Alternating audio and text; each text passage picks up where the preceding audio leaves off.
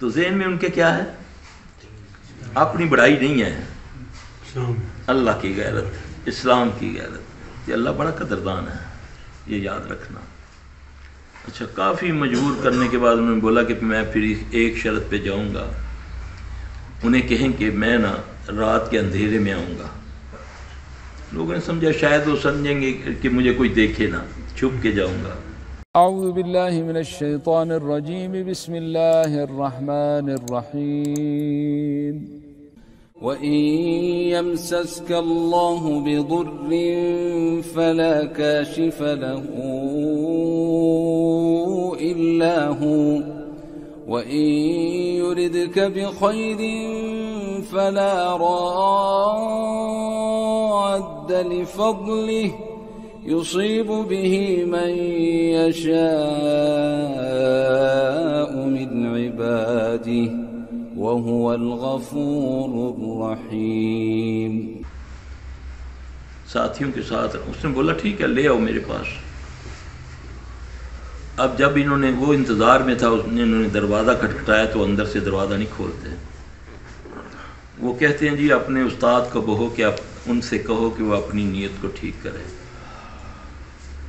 انہوں نے بولا نیت کیا ہے؟ دم کرانے آئے ہیں۔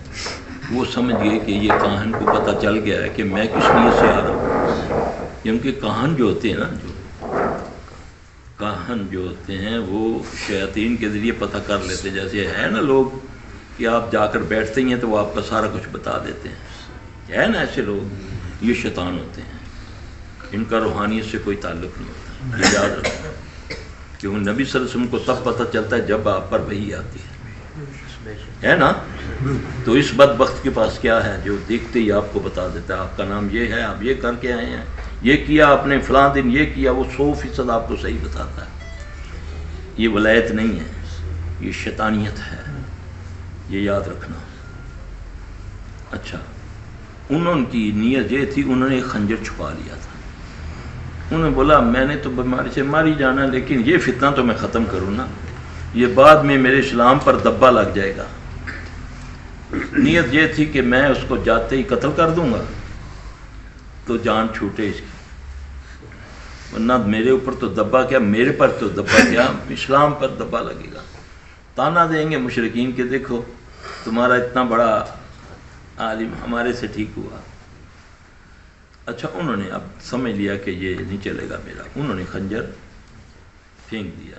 اب اس نے دروازہ کھولا، اب جا کر اس کے سامنے بیٹھے ہیں، وہ بیٹھا، اسے کہنے لگے بے تجھے پتہ ہے نا میں کیوں آیا ہوں؟ ہاں جی مجھے پتہ ہے کہ آپ مجھ سے دم کرانے آئے ہیں۔ اچھا مجھے صرف ایک بات کا جواب دے دو، تیرا عمل کیا ہے؟ تیرا عمل کیا ہے جو اتنا تیرے دم میں برکت ہے؟ اس میرا عمل یہ ہے کہ میں اپوزٹ چلتا ہوں، میرا دل چاہتا ہے چینی کھانے کو لیکن میں نمک کھا لیتا ہوں، میرا دل چاہتا ہے میں فلاں کام کروں مگر میں اس کا الٹ کرتا ہوں۔ اللہ ان بزرگوں کی مدد کر رہا ہے۔ اللہ انہوں نے پھر وہاں وار کیا اس پر، کہا یہ اس نے کہہ دیا کہ یہ تو ہر چیز اپنے نفس کے الٹ کرتا ہے۔ انہوں نے بولا پھر میں تجھے دعوت دیتا ہوں کہ تم اسلام قبول کر لو۔ اب اس کا نفس تو نہیں مان رہا کہ نہیں نہیں میں تو مشرک ہوں، میں کیوں مانوں؟ کہہ بیٹھا ہے کہ میں اپنے نفس سے الٹ چلتا ہوں۔ چونکا، وہ چونکا، کمرے میں گیا، غسل کر کے کپڑے پہن کے آ کر کہتا ہے جی آپ مجھ کو کلمہ پڑھائیں گے۔ ادھر انہوں نے کلمہ پڑھایا، اللہ نے ان کو شفا دے۔ اللہ کا قدردان ہے یار۔ ان تنصروا اللہ ینصرکم، ہم تو ٹکے کی خاطر اللہ کو بھیج دیتے ہیں۔ 10 روپے کمانے ہوتے ہیں تو کہتے ہیں اللہ دی قسمیں کاٹا پہ گیا، نوکر کو کہتے ہیں دیں جان نہ دیں، اس کو کہتے ہیں کہ نہیں نہیں اللہ دی قسمیں کاٹا پہندا، دروازے سے نکل نہیں دیتا، ملازم کہتا ہے پکڑ پکڑ۔ آپ کو پتہ قسم کیا چیز ہے؟ ایک تو اس طرح قسم نہ کھایا کرو کہ میں اللہ کو حاضر ناظر جان کے کہتا ہوں، یہ بڑے گناہ کی بات ہے۔ ہم اللہ کے سامنے حاضر ہیں، اللہ ہمارے سامنے حاضر نہیں ہے۔ حاضر لفظ نیچ لفظ ہے، چھوٹا لفظ ہے، توہین امیز لفظ ہے.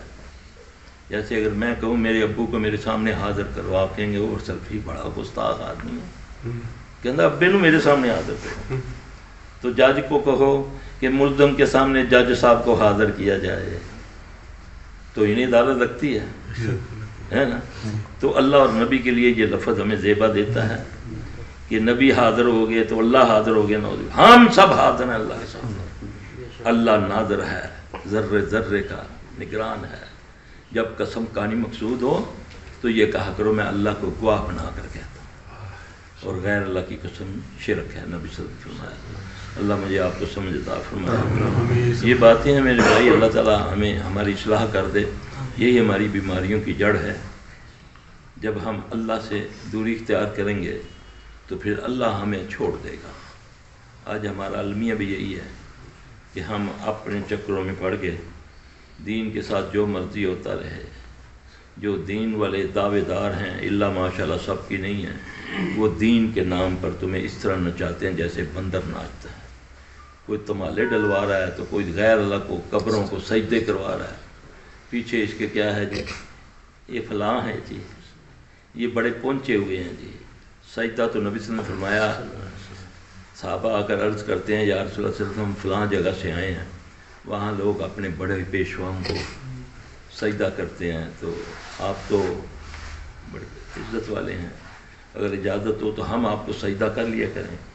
آپ صلی اللہ علیہ وسلم نے فرمایا کہ سجدے کا سزاور صرف اللہ ہے. اگر میں دوسرے سجدے کی اجازت دیتا تو میں بیوی کو کہتا کہ وہ اپنے خامد کو، ختم بات ہوگی قیامت تک کے لیے. بس اللہ پاک بدل فرمائے. بیٹھ جاؤ، بیٹھو نا 2 منٹ سر. یہ بیٹھ جاؤ بیٹا، بیٹھو، میں جو کہہ بیٹھ جاؤ. چھوٹا واش روم میں کرا رہے تھے نا، ابھی کر کے آئے ہو. برداشت ہے آپ کے پاس؟ نہیں جاؤ. سر اسی کا میں مسئلہ کہ نومبر 2018 حافظ قرآن پاک ہے. 4 مسئلے اس نے سنائے. آخری اس نے 2 جون کو عید ہوئی تھی، وہ بھی اس نے سنائے. نومبر میں سر اس نے اپنے گھر میں مٹھی بند کر کے پڑھنا شروع کر دیا. ہمیں بھی کوئی تجربہ نہیں. کیا پڑھتا تھا؟ بس کوئی بیٹھا ہو پڑھ. 20-21 دن اس نے روٹی نہیں کھائی ہے. نہیں، وہ لفظ کیا پڑھتا تھا؟ سر بس اس کو خاموش بیٹھا ہو پڑھتا جیسے ایسے گردن. ہم نے بھی کوئی اتنی توجہ نہیں دی. مختصر میں کرتا ہوں کہ اس کے بعد یہ ہم اس کو آپ کا ہمیں پتہ چلا تو ہم کے کشمیری وزارت بندوں نے بھیجا، وہ پاکستان ٹاؤن شفٹ ہو گیا. ادھر اس کو لے کے آئے. میرا بڑا بیٹا تھا. کب کی بات ہے؟ نومبر 2018 میں سر. 18 میں. یہ پھر اس کا پورا ادھر علاج ہوا. حجامہ اس کو 7 دنوں سے ہوا. بڑے بیٹے کو وہ بھی اس کی وجہ سے اثر انداز ہو گیا تھا، اس کا بھی حجامہ ہوا. پھر میری بیٹی ہے، میرا ایک اور بیٹا تھا، وہ سارے اثر انداز ہوئے جب اس کا علاج ہوا. سب ادھر سے سر آپ کی ٹیم نے محنت کی، سب ٹھیک ہو گئے تھے. یہ بندہ بیچ میں نماز 5 وقت جہاں جیسے یہ کہتے تھے وہ وظیفے وغیرہ پر، پھر اس نے چھوڑ دی. کرونا کی وجہ سے جب گیپ زیادہ ہوا نا سر، تو اس پہ چیز کسی نے ایسا گرفت کیا ہوگا کہ ابھی میں پچھلے 2 ماہ سے آ رہا ہوں. جیسے بتاتے ہیں احمد صاحب یا دوسرے کہ جاتا ہے گھر، کوئی اس کو قرآن یاد نہیں ہے. مسجد میں اس کو زبردستی لے جاتا ہوں، بائیں پاؤں اس نے 2 دن پہلے دھویا، وضو جو اس نے دیا، پھر صرف منہ دھو کے اپنی چادر بچھا کے چپ سے. تو اس طرح ہی آج میں کہا تھا کہ اصل مسئلہ یہ ہے، میں آپ کو بتاؤں. ابھی جو میں نے درس شروع میں ایک آیت پڑھی تھی، اعوذ باللہ من الشیطان الرجیم فاذا قرأت القرآن فاستعذ باللہ من الشیطان الرجیم. اس آیت کو جو میں سمجھا ہوں نا اس کام میں آ کے، کہ جب یہ حافظ بناتے ہیں نا مدرسوں والے، ان کو چاہیے کہ قرآن سکھانے سے پہلے بچوں کو پابند کریں دعاؤں کا. وہ دعائیں، وہ صبح شام کے اذکار جس سے اللہ تعالیٰ کے نبی صلی اللہ علیہ وسلم نے شیطان سے محفوظ رہنے کا وہ طریقہ بتایا. ہمارے مدارس کے اندر اللہ ماشاءاللہ سب کی نہیں بات کر رہا، زیادہ تر یہ ہے قرآن تو پڑھاتے ہیں لیکن دعائیں نہیں پڑھاتے. ان کو ٹائم دو، فجر کے وقت، مغرب کے وقت، کیونکہ یہ سب سے زیادہ جس کو یہ پکڑتا ہے نا یہ خبیث، وہ حافظ قرآن اور دیندار لڑکیاں بچیاں ہوتی ہیں. دیکھیں میرے پاس زیادہ تر جو ہے نا دینی بچیاں آتی ہیں، دعائیں پڑھتے نہیں ہیں جی. مکس اپ سب کیا ہوا ہے ہم نے.